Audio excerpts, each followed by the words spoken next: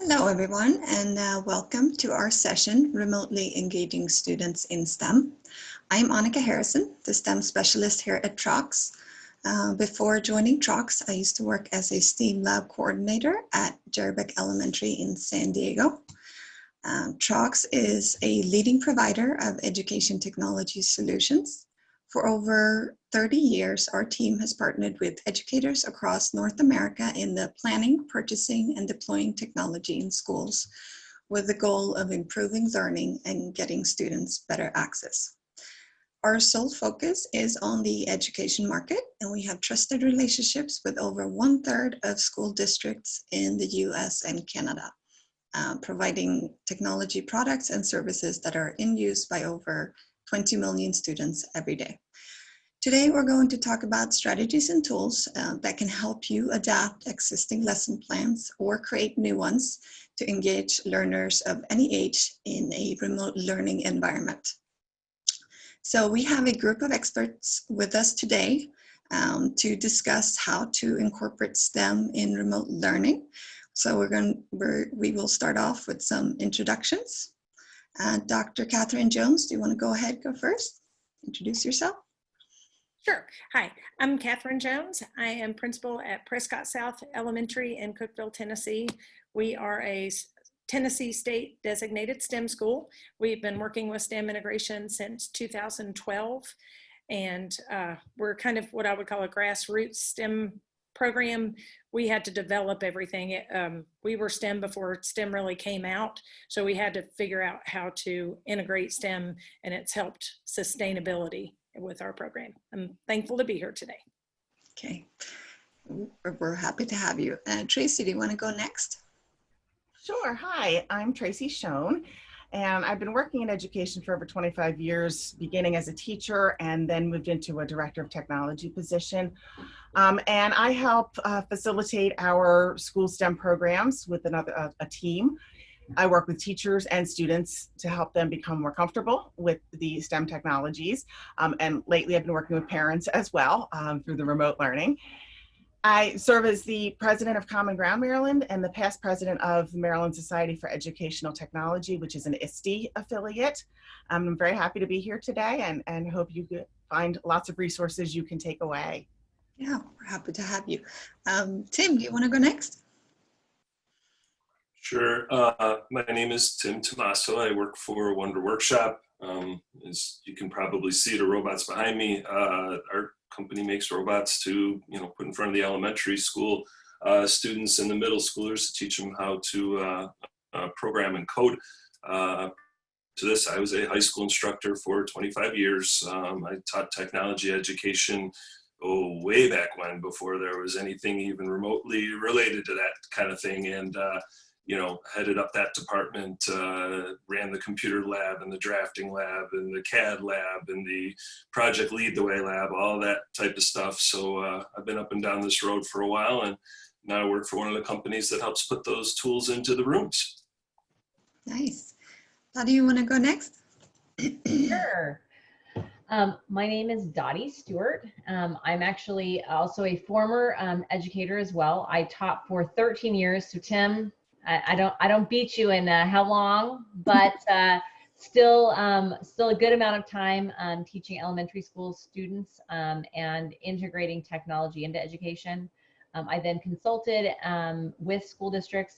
I actually formerly worked with TROX as well, and I now work for MakerBot. And so as Tim has the tools over his shoulder, I too have a 3D printer over my shoulder.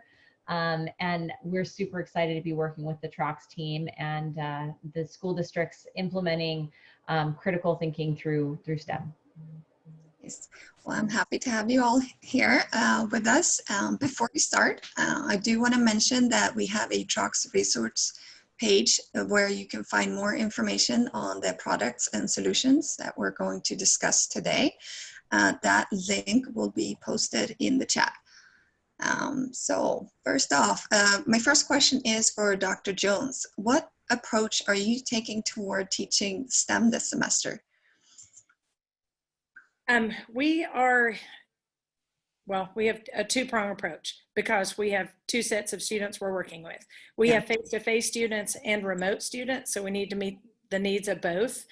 We're doing what I'm going to call traditional STEM, which involves the coding, career awareness, and then integrating the engineering design process into our lessons. But then to support the remote learners, we're trying to equalize the playing field by offering we have a device that they bring home to engage with the classroom, teacher, and peer students. Also, they can use that tool as a tool for learning for the STEM experiences. And we've created choice boards for some of the activities that we do in class so that they can find out what they're able to do at home with the materials they have at home, or we have pickup days where they can pick up materials if necessary. So that's an example of how we're trying to engage both sets of students with the new times. Nice, nice. How have you seen your classes respond to this? I think it has definitely refreshed my belief in the STEM practices. The face-to-face students that I get to see every day, I've never seen projects so treasured, like on a build day for STEM. It actually ends up being a build week, but those students are carrying their prototypes as though they are newborn babies. And they are so excited to share with you what they've built, why it worked, why it failed. I had 2 first grade boys that could not enter dismissal until they solved the challenge of why the boat wouldn't float. One of them said it was top heavy and the other one said no. You know, I said, I have 2 mechanical engineers. I thoroughly enjoyed the experiences. We had a student on a bus one day who was devastated because his piece got crushed. And he couldn't stop screaming, crying, which is terrible, but it's a great problem that they're so proud of their work and how much thought has gone into it. Yeah. So, and then of course we have the examples from home of what they've done. And then the teachers are printing out the student work and hanging it in the hallway as though they're in that classroom. So it's definitely been a success, and it's a highlight for, I think, for the students, the teachers, and especially for the principal. Yeah, that's wonderful. And can I piggyback on that? Of course, yeah, go ahead. We're in a similar position where we have students both virtually and on campus. So we're doing a lot of the same things that Dr. Jones is doing as well. And it's really presented some challenges, but it's been wonderful to see the students at home when we send these materials home to them. So we're actually sending home, you know, the robots.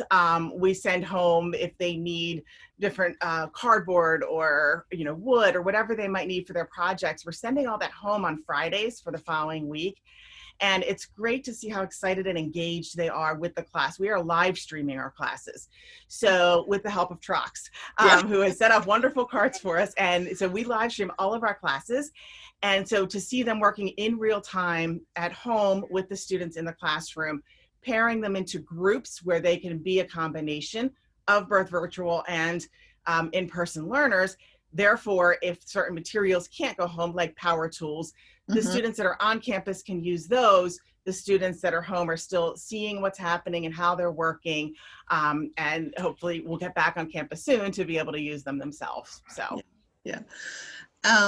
So my next question is actually for you, Tracy. And many companies now are offering free trials and complimentary access during the pandemic to educators. Do you have anything that you've tried and what has worked for you?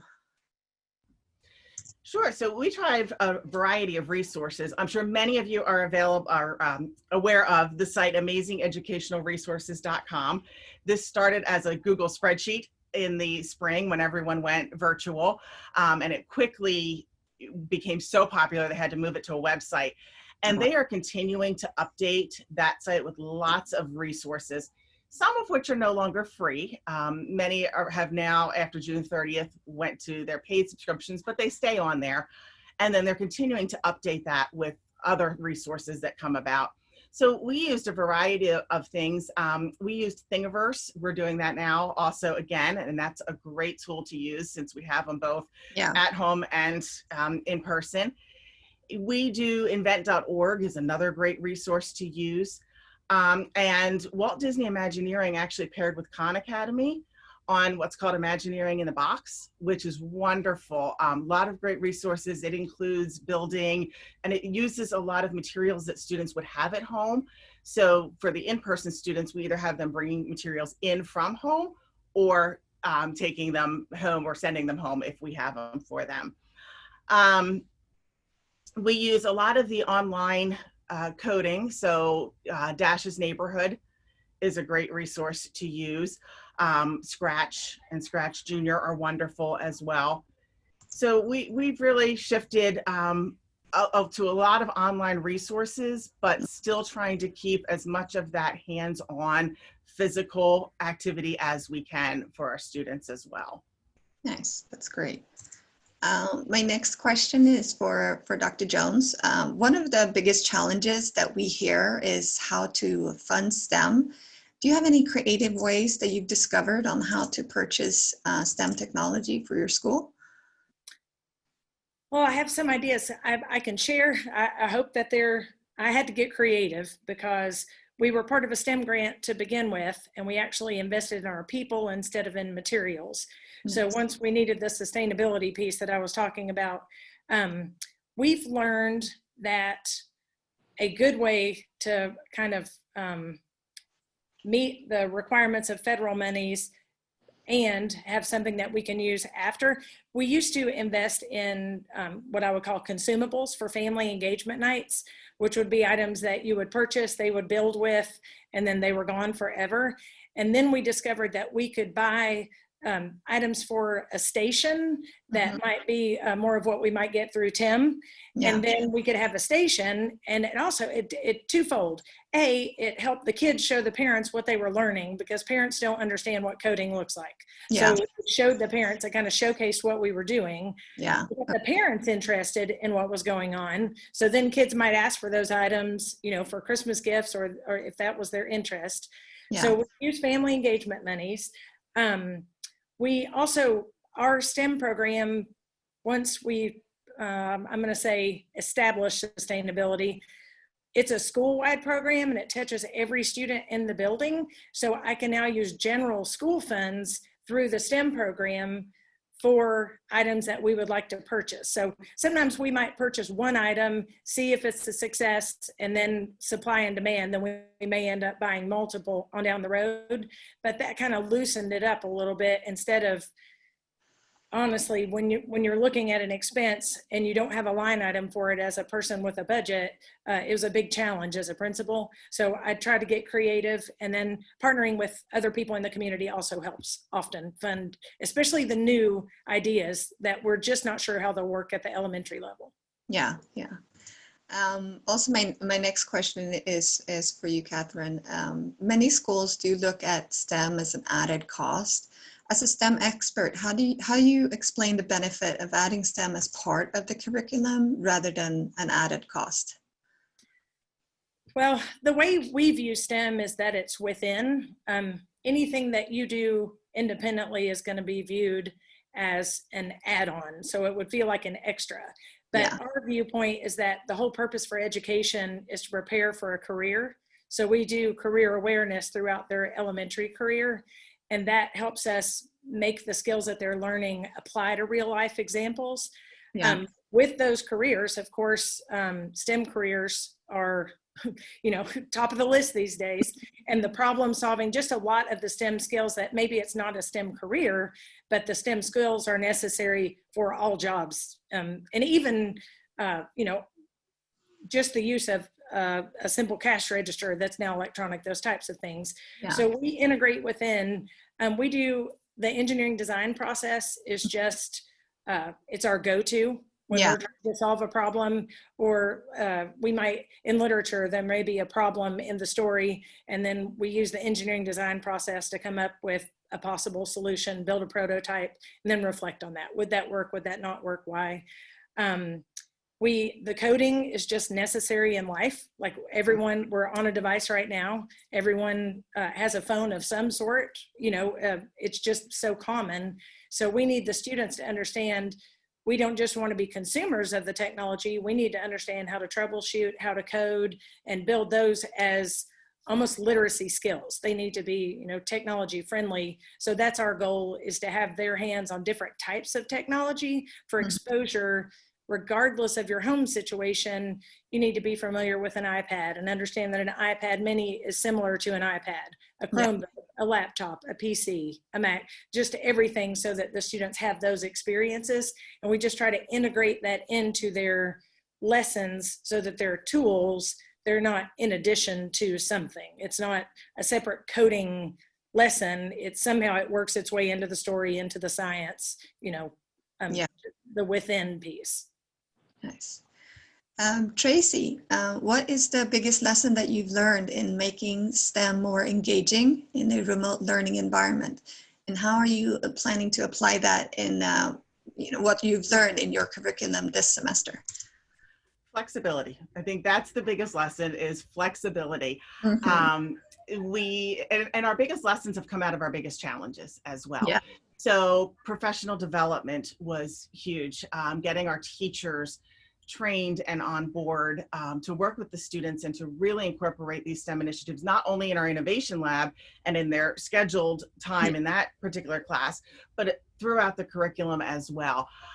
Teaching them and training them in how to handle both at-home and in-person learners with the materials, and being able to monitor what's happening in both locations.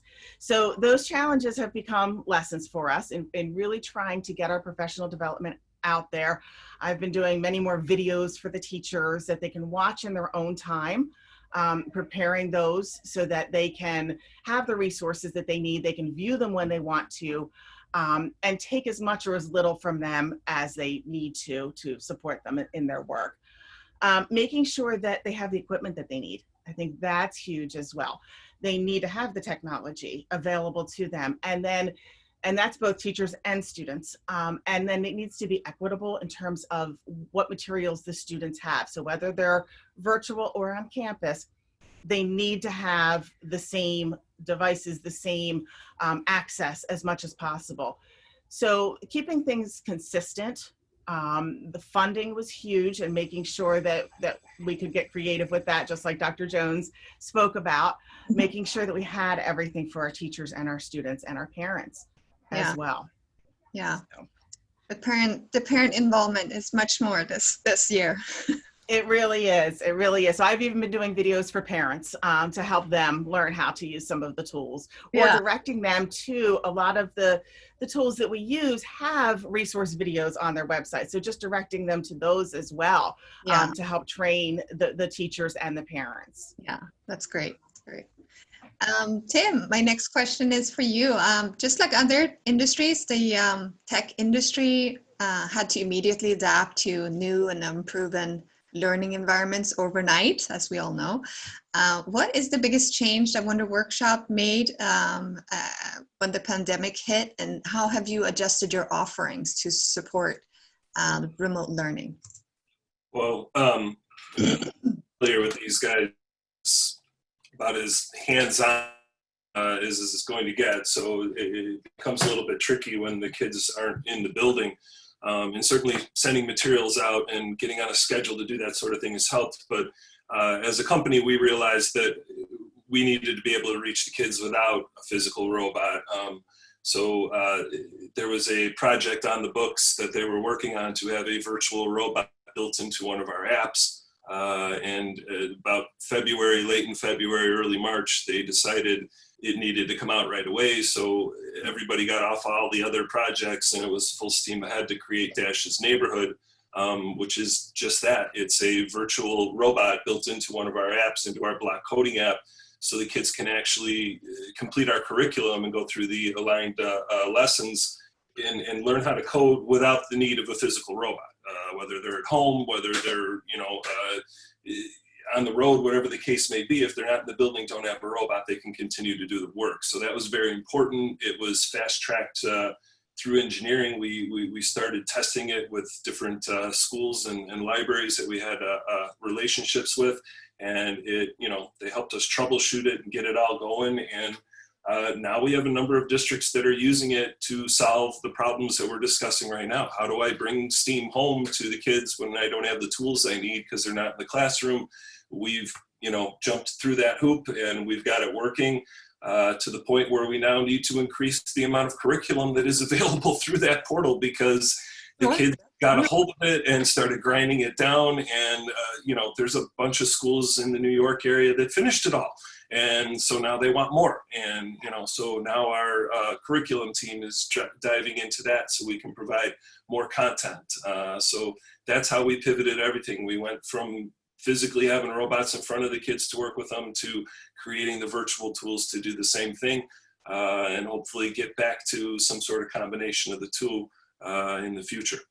That sounds great. Well, that's a good problem to have, that they finished the curriculum, right? Yeah. Hey, it's a good thing. I agree. Good thing. I love that. Dottie, my next question is for you. What are some of the cost-effective ways that MakerBot is offering to bring your technologies to the digital classroom? Well, I think one of the greatest things about 3D printing that people don't often think about, number one, there's Thingiverse, which Thingiverse is, it's MakerBot, so that's great. So people can go out there and look, but one of the things we have going on right now is we have a design challenge, and that design challenge is going through the beginning of October, and there's some prizes for kids, which is kind of fun. So definitely, get your kids involved in that, and Trox, I'm sure, can provide the information on that for you. But I think that has been one of the main things, is trying to provide webinars for teachers. We've got, we've done a ton of those, not only in like the K-12 kind of arena, but also around how 3D printing is used professionally as well, which has been really great.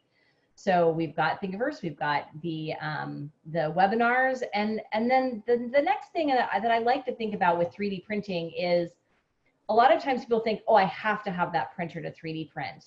Yeah. And here's my challenge to everyone. You don't actually need a 3D printer to start 3D printing. Yeah. You can start thinking and designing before you actually get the printer. Yes. The other thing that we did do for those schools that are really ramped up with their 3D printing, we did come up with a cloud print solution. So your students from home can submit through Google Classroom or from whatever LMS you use. You can send a link, they just submit their prints, and then you can be printing at home.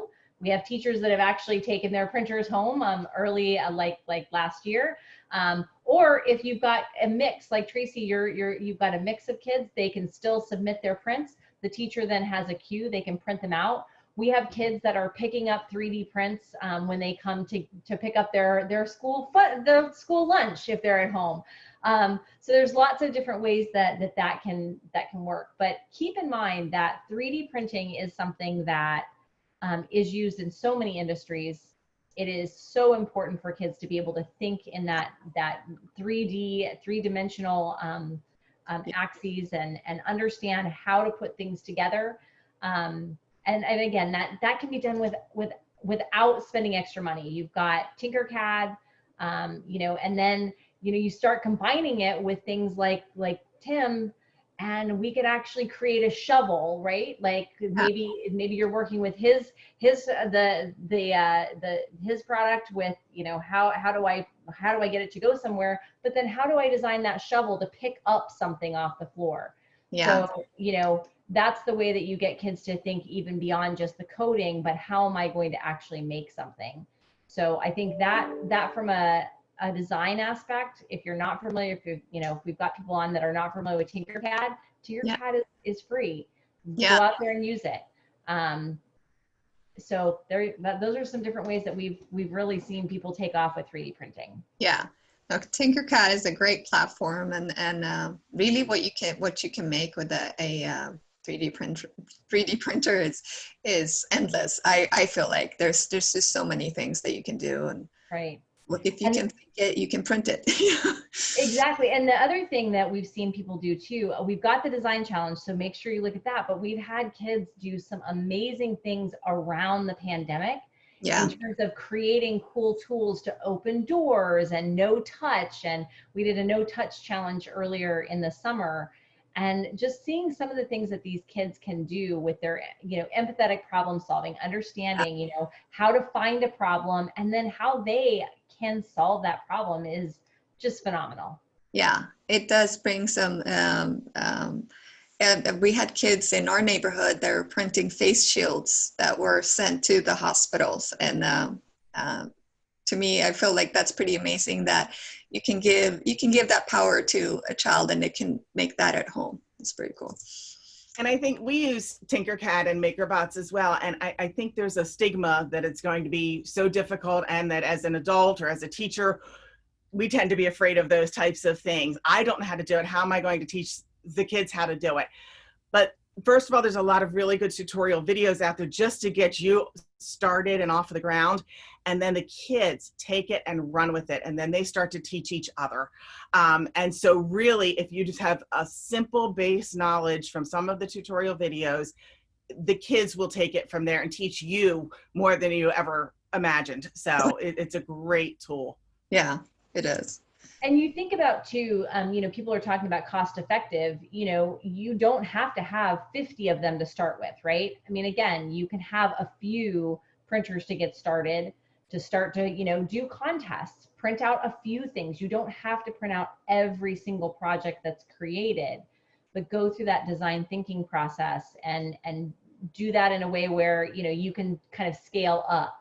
And then, like you'll notice over my shoulder that big printer, for those kids that are in high school, we've kind of talked more about maybe younger students, but kids that are in high school, you start to have more complex projects, more complex problems. They can start to think about, how do I take it to the next level? So yeah, it's a great tool for any school to have, I feel. Yes, my next question is for Tim.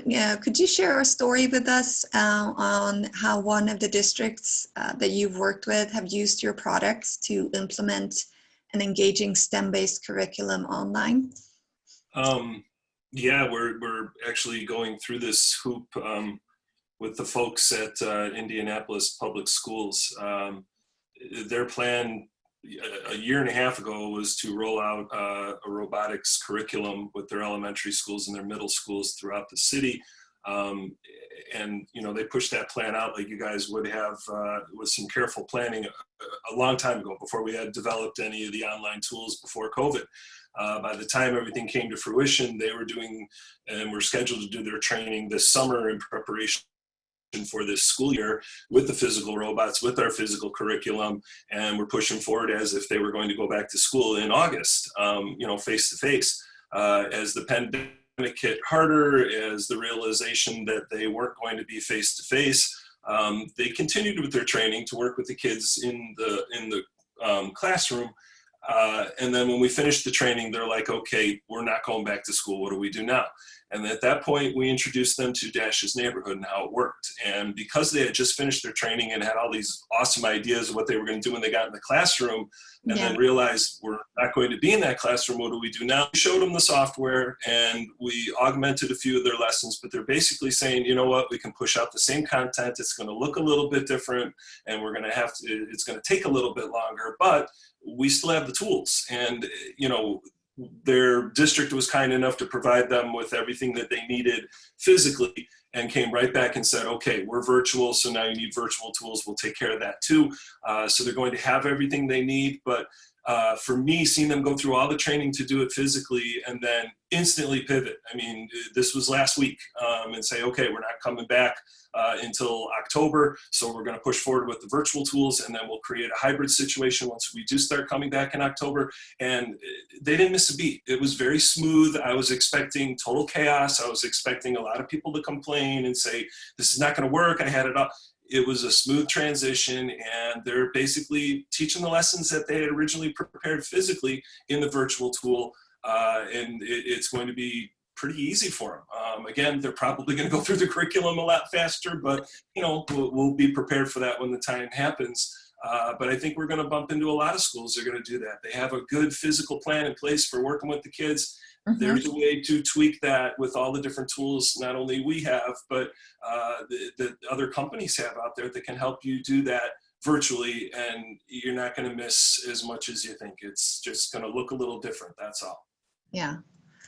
Okay, Dottie, have you seen any creative ways that MakerBot products have been used in the remote learning environment? I felt like we covered this a little bit, but if you want. Yeah, we covered it a little bit. I mean, you know what? It's so amazing what people are doing, but you know, again, creating lots of PPE, or you know, again, the design challenges, no touch challenges, again, combining them with other products like whatever it is that you can add it to create some additional pieces. So again, designing, whether it be shovels or whether it be, you know, creating tools to use with your communities unit. Yeah. I mean, I've seen just so many creative ways. But I think the best ones are, you know, again, when they are combining the creativity with the coding, right? Like your coding is part of it, but then once you've got that, what are you doing to kind of solve that problem, and how do you make that physical piece?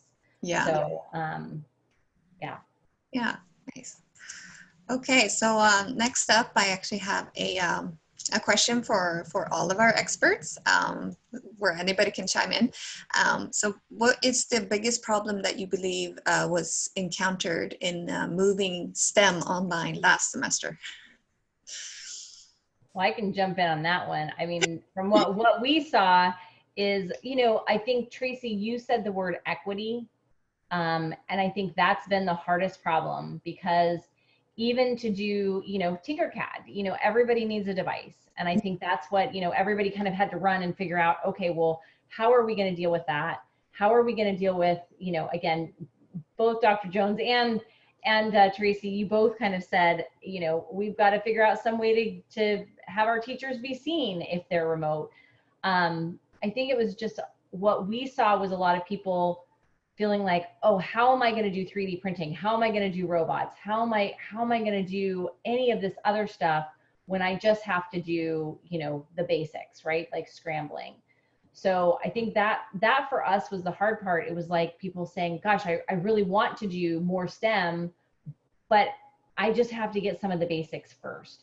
Yeah. I feel like that's kind of started to get settled out. And now I feel like people are understanding that, you know, you really can move forward. You really can do STEM activities. You can do some of the things that we are providing for an inexpensive addition to your Chromebooks, without it being overwhelming. So that's what we saw from our side, was just, it was a scramble. And now it's kind of like, I feel like it's starting to settle. Like, Tim, that was a great example about Indianapolis. Like, okay, we're going to settle, and now we're going to pivot, and then we're going to move on.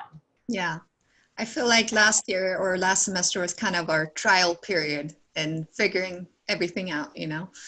Right. And to go along with that equity piece, it wasn't even just the devices, which is a huge issue, but then also just even materials to do any engineering and building and design aspects.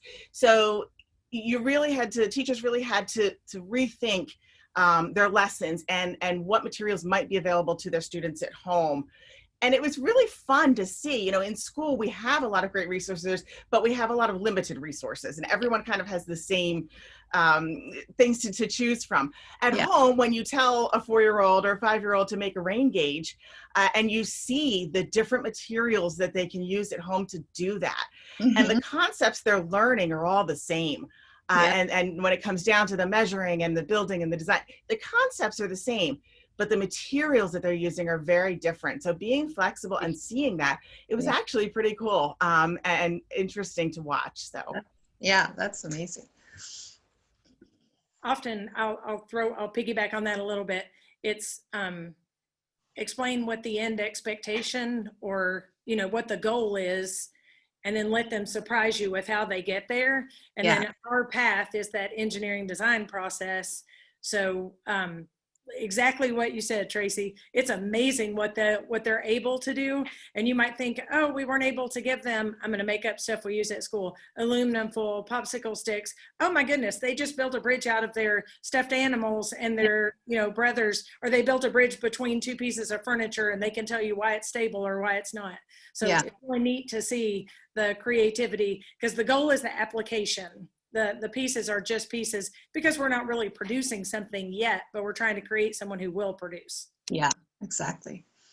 And when you do that sort of thing and you're saying it with such pride, that's how you got to look at it. They're going to be able to present. They're going to be able to show you what they've accomplished. And for the kids who are in an engineering class, a creative class, a STEM related class, that's the prize. That's the carrot that they're reaching for. That's what they want. They want everybody to see what they made. I solved the problem. Here you go. This is what I came up with. Whether it looks like everybody else's or whether they built it out of stuffed animals in their brother's shoes, it doesn't.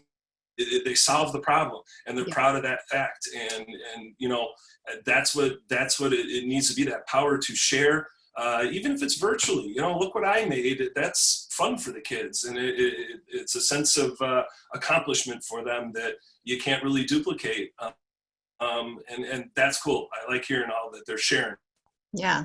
And on top of that too, the thing that this makes me think of as well, you know, I think one of the downfalls of this remote learning can be PowerPointing ourselves to death, right? Like that's the easiest thing. Okay, I've got a Chromebook, but listening to these stories, it's like we have to remember, we have to get, Tim, from our last conversation, what I loved, Tim was like, these kids have got to go outside. Like they need to shake, they need to run, they need to, Dr. Jones, I love it. Like build things between couches and, you know, find the aluminum foil and dig through the drawers and find what's at home. That stuff is hugely important, that we don't just see this at-home learning as I'm sitting in front of in front of that Chromebook all the time. Yeah. We still need to get kids engaged and active in their learning. So, you know, I think that's the other thing about remembering how to bring STEM into it, because that is what's going to give them that active learning experience. Yeah. My words with that are, it's the experience, not exposure. Exposure is that 2-dimensional and experience is 3-dimensional to, you know, kind of categorize it. It really matters. We learn by doing. It's proven. Your brain reacts differently when you're physically manipulating something and accomplishing the goal, and your hands are working with your brain, and you're going to remember that longer. You know, I use lesson. If I teach a lesson with a robot, you're going to remember that a lot longer than something I taught you on pen and paper. So as simple as that. Yeah. Yeah. And you learn when it fails, right? So the learning happens when it fails. And so we have to teach kids it doesn't work. Like most things don't work when you try them. Right. Good engineers are right once or twice a year if they're lucky, you know. That's the hope of being an engineer. Okay, so let's open up for some questions from our audience. If you're watching, you can ask your question in the Q&A box to any of our experts. So I'm gonna see what questions we have here. Well, we have a statement more than a question. Equity is a big issue, Lolly Gray said. But yeah, that's, let's see if we have any more questions. Okay. I saw a question that Dr. Jones had answered already that I'd like to chime in on as well if I could. And that was, Lolly said, how do you handle materials sharing in class during the pandemic? Oh, that's and it is a challenge, and you have to, in some aspects we have individual materials. So for some grade levels, we may have enough for everyone, but where we don't, we do a lot of group learning where we have shields up in between the students at the tables, but then they have specific roles. So, you know, one person might be doing some of the cutting, one person might be doing the gluing. So they're handling just their own materials. Somebody might be actually doing the coding on the computer where everyone can see it, and then someone else is actually manipulating the robot. There's a lot of sanitizing that goes on, and there's a lot of organization of time in terms of maybe we used to have 2 or 3 grade levels who might be sharing robots, and now we can't. So now we kind of hold that to 1 grade level at a time. And then when they're finished, we make sure everything's, you know, sanitized, and we move it to the next grade level. So we just have to reorganize and restructure the curriculum a little bit and the time with those robots, especially because sometimes we do send them home. So, you know, if we're using Dash and Dot in class, we will send those home to our virtual students so that they can experience it as well. we can't then share them with another grade level at that time. Yeah. So we just are taking turns with the materials that we do have as much as possible, supplementing with online resources in the meantime, where we can. And then of course, sanitizing every day and in between those that are using them. And then just assigning group roles. So we have a question here from Paul. He says, this sounds like your facilities has quite a few robots. We are not at that stage. How would you recommend a different approach with less resources? I can get started with that one because I did start from nothing. When we originally started trying to implement STEM, we focused on very few adults. Like I basically asked who was interested out of pre-K through 4th grade and built a small team out of that. And we had a very safe space where we could talk about anything. And like the challenges were open table. Everything we dealt with was open table. Where do we get started? And then we kind of did research and just came back together with some ideas. And then those ideas evolved and adapted. I always recommend that, to start very small. And I never, when we had a grant, the grant was from the county and it was placed on our school. So there were materials that were pre-bought that honestly weren't age appropriate, weren't standards aligned for our purposes. So I learned a lesson with that I always get a small group or try to find interest and then let the demand grow. And as the demand grows, I can ask for specific funds for specific purpose, but it's difficult to say I need 70 devices. I'm hoping people are going to want to get online. So what we did was I had a small group, and then they would try things in their classroom that the other groups weren't trying. And we would talk, what was successful, what failed, why do we think? And then some other teachers would see what they were doing and would see their kids getting excited. And they were like, hey, can I try this? And I was like, absolutely, you're invited. I wanted them to want to do it, not a top-down initiative. And then ultimately it really grew into a whole school belief system. And we've had transition, people come and go, but when they come, they know it's part of what we do. And then they easily believe in it because it's so integrated into what we do. But I like buy one, try with one, even with 3 kids, and let them come get excited and tell somebody about it. And then it just starts growing naturally, and it's never work. It always ends up being the fun part. And hey, do we get to do that within the lesson, or are we going to get to do a build within this, Yeah.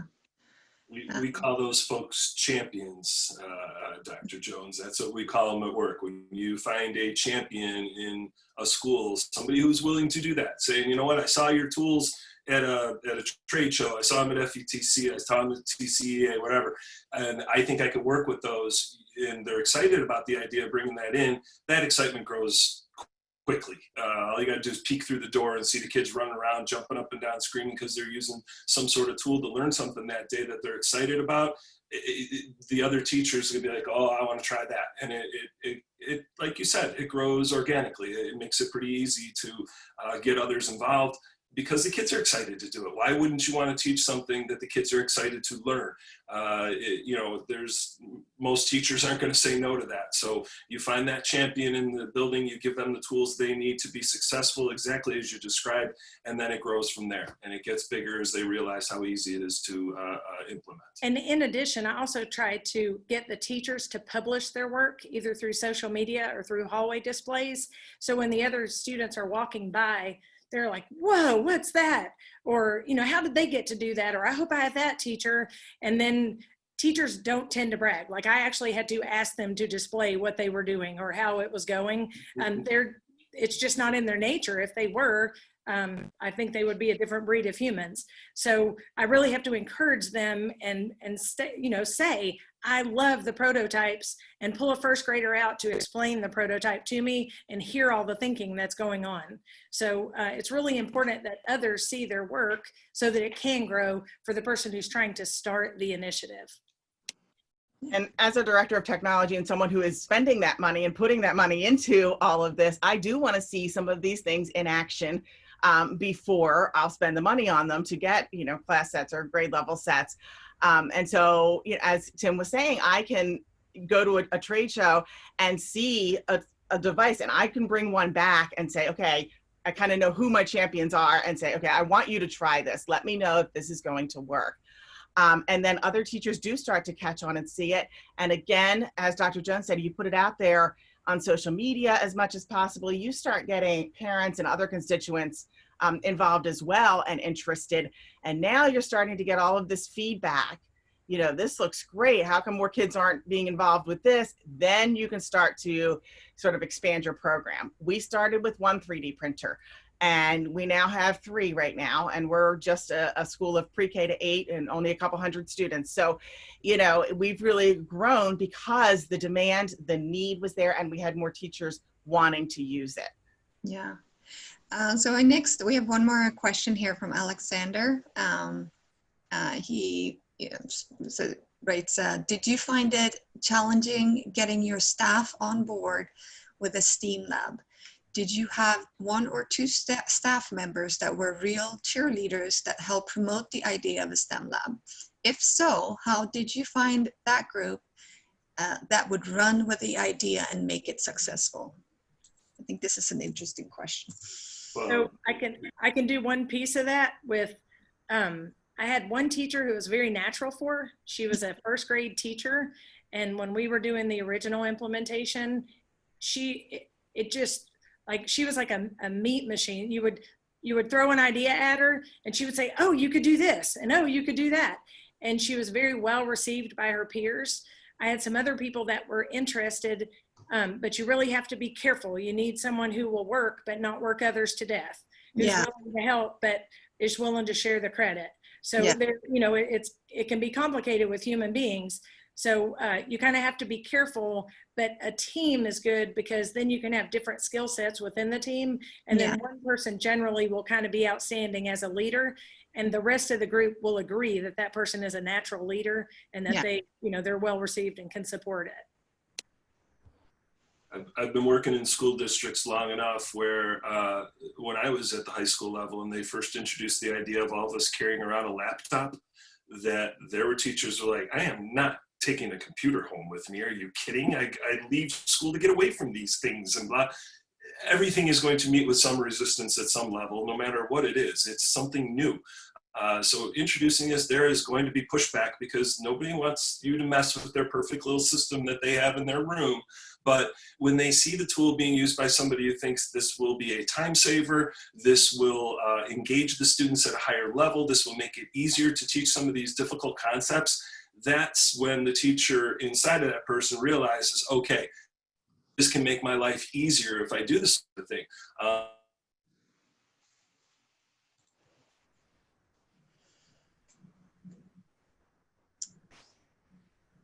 Weeks, it might take months to do some serious projects. The kids have a vested interest in that.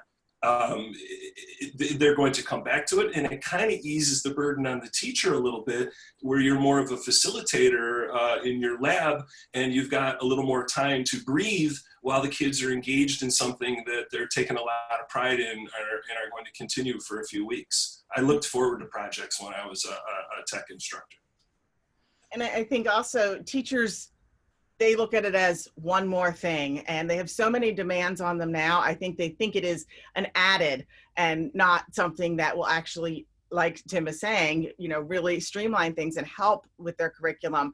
And it just changes their planning rather than adding to it.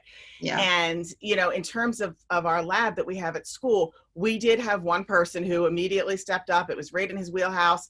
And he had lots of wonderful ideas.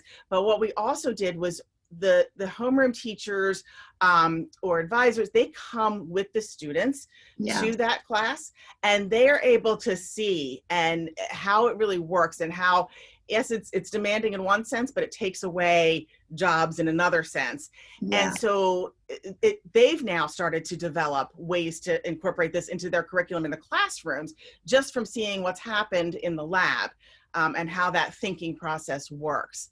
So just having that one cheerleader has really helped to, you know, encourage teachers who would have otherwise been very reluctant. Yeah. Yeah. Right. And Tracy, what that, you know, I think you're right too, is that it's not just about the lab, right? I mean, that's one way to get it started. But once people start to understand that wow, I can do this in my city's curriculum. I can do this in my state history lesson. I can, I can do this with maps. I can do this with all kinds of different, math and science. And it's not just something that is, STEM doesn't happen over here. Yeah. I think that the minute that we can all start to think about, okay, how do I just, tweak this to include it?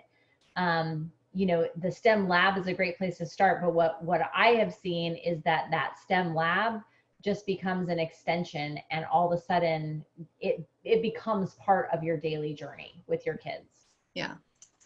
So I feel like we could talk about this all day. I feel like, but we are all out of time.